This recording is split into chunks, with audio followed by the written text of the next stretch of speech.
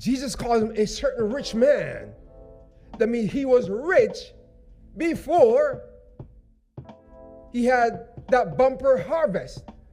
In our 21st century contemporary context, we would consider him a resounding success. But Jesus calls him a fool. He had amassed great wealth and fortune and power. But Jesus calls him a fool.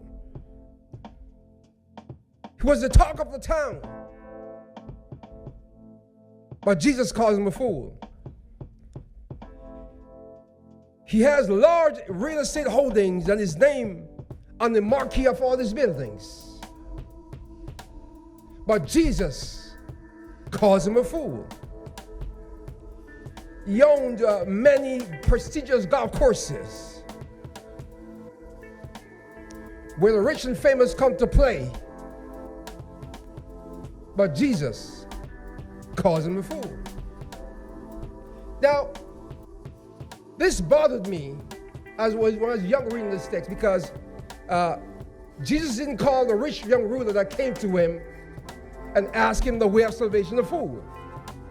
He did not call the prodigal son who wasted all his inheritance and ended up in the pig's pen a fool. But Jesus called this man a fool. And that bothered my mind, because Jesus in Matthew tells us in Matthew that we should not call anybody a fool. But here, Jesus is calling this man a fool. Jesus states that calling someone a fool is considered a serious offense. But why did Jesus call this man a fool?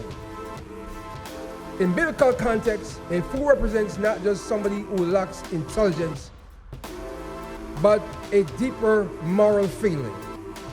Anyone who rejects the wisdom of God, anyone who actively rejects God's wisdom and acts against sound and moral judgment and chooses a path of sin is a fool.